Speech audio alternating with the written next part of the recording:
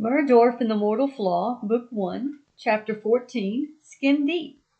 Wild horses gave a feel of freedom and beauty to the plains as the riders of the east galloped across open fields.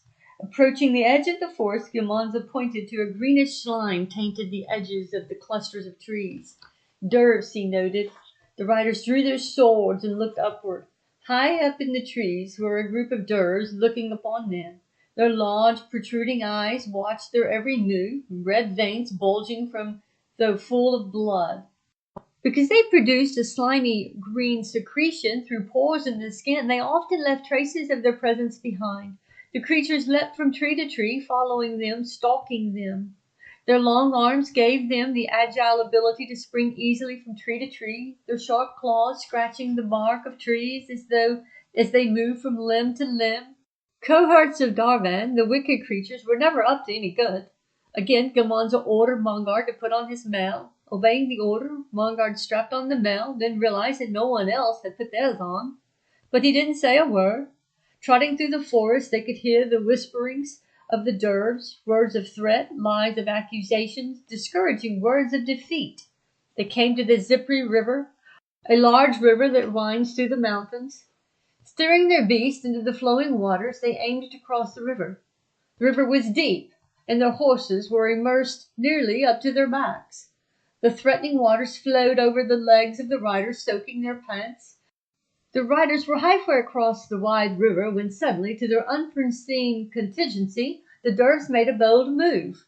A group of derves had immersed themselves in the water just before the riders arrived, anticipating their crossing. Veiny hands emerged from out of the water and grabbed at the legs of the riders, pulling them from their mounts. They arose and attacked them, raking their claws into their flesh. Caught by surprise, the riders had no time to consider the matter, only to react according to their own excellent training. Cosby swung his sword, cutting the arm off of one that had latched onto his leg. Meanwhile, one grabbed Osney's foot, nearly pulling him from his mount. With a swift wave of his blade, the derv fell through the water, gurgling as it sank. Another derv grabbed Mongard's leg and sunk his teeth into his flesh, mingling blood with water. Another grabbed Guilmanza's foot and nearly pulled him off of his mount. Swinging his blade, Guilmanza cut off the derv's arm. Another derv crawled atop Cosby's horse, attacking Cosby from behind, digging its claws into Cosby's head. Navi, hearing Cosby's yell, knocked the derv in the back of the head with such great force that the derv's eyeballs fell right out of its sockets. The derv immediately fell limp, and Cosby slung it off and onto the muddy banks of the river. Then another derv pulled Mongard's ankle, pulling him off of his horse. He tugged and pulled at the male as he sank beneath the water that had now become a threat. "I'm sinking. I can't breathe." He fought as much with the metal as with the derv. He held his breath and wrestled both. His lungs ached for air as he choked the life out of the derv. In near panic, he reached for the surface, but the cumbersome metal pulled him to the bottom of the river. He sank in defeat, unable to overcome the weight of the metal cocoon. Suddenly, as water began to fill his lungs, Navi pulled him to the surface. As he wrestled to save Mongard, his staff slipped out of his hand and got swept up by the current. Scanning the water, Navi saw his staff drift downstream. A fallen tree limb stopped the downward flow of the staff, and it came to rest among large, gnarly tree roots. Osney, fighting to stay afloat, was suddenly pulled under the water too. Cosby reached down with his hand. He too got pulled into the water. With his dagger in his hand, Cosby rammed it into back of the skull of one of the derves that had pulled him under. Moments later, he quickly ascended for a gasp of air. Osney, however, had not yet surfaced. Guilmanza dove down into the water and searched for him, straining to see through the murky water. In that moment, the water turned a blood red. A few seconds later, Guilmanza and Osney surfaced together. Hearing the ruckus at the river, several other derves in the forest came running, their fingers and toes turning the dirt, anxious to get in on the fun. The derves in the trees jumped up and down like excited monkeys. The riders were now making their way onto the banks and out of the bloody water. As Mongard pulled himself out of the water, the veiny hands of a derv reached out of the water and grabbed his foot and dragged him back into the water. Again he found himself contending with the metal as much as with the derv.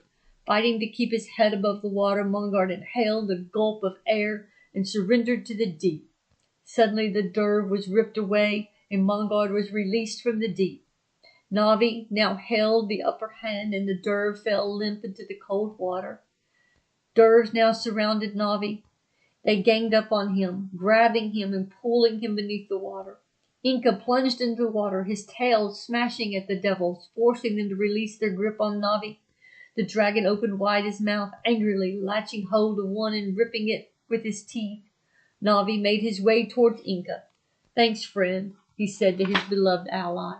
In that moment he caught a glimpse of Cosme standing on the river bank, a lone watcher over their fates. Navi set his piercing eyes on him, chiding him for his self-centeredness. Suddenly a derv sunk its teeth into Navi's ankle and pulled him under the water. Cosme hesitated as the words of the prophecy raced through his mind. Then he dove into the water with his dagger in his hand, fighting with the demons. Cosme ran his dagger through the vile creature's abdomen. Navi quickly resurfaced, freeing once again. Then Mungard surfaced in the middle of a pool of red water that quickly rushed downstream. In his left hand he clutched the head of a derv, and in his right hand a dagger. Osni dove back into the water to help Navi, who had only partial use of his leg. Cosme fought back a group of dervs, then hurried to the bank. When they were all out of the water, Navi yelled from the riverbank, "Fire away, Inca!" Immediately, Inca breathed out rings of fire. The dervs shrieked in pain, their cries piercing the silence of the forest. Sitting on the banks, Gamanza, Navi, and Cosme recalled the prophecy Windsor had spoken just before they rode off. At the river's edge they sat in wait, like a fish unaware of the fisherman's bait. Under the waters the trap will be set. One is in danger, all will get wet. They have made their plans. They have set their snare. The circle they would destroy if they forget each is a pair. Your unity will be tested. Only as a circle will you survive. If you all stick together at the river, they will be boiled alive. This is but one attack in a series of events. If the circle is broken, all will suffer the consequence. It had happened just as he had prophesied. More importantly, they had remained an unbroken circle. "It looks like they are more than spying eyes," Navi said, pressing one hand on his thigh and another on his ankle. He tied a fresh rag around both, now looking more like a veteran of war than a prophet. With a limp, Navi walked down the river and fetched his staff. Mungard, not saying a word, took off his mail that weighed him down and threw it to the ground where he left it. His head was now jerking in succession. He wrapped a rag around his right arm and his leg, both spewing a steady stream of blood. Their wounds were more than skin deep, but at least they were alive. The riders mounted their beasts and rode off, Mungard leaving behind his mail that he found to be nothing more than a nuisance. Meanwhile, in the west, Windsor was looking through the orb atop his staff. He saw all that had transpired. He was pleased to see that they had remained united.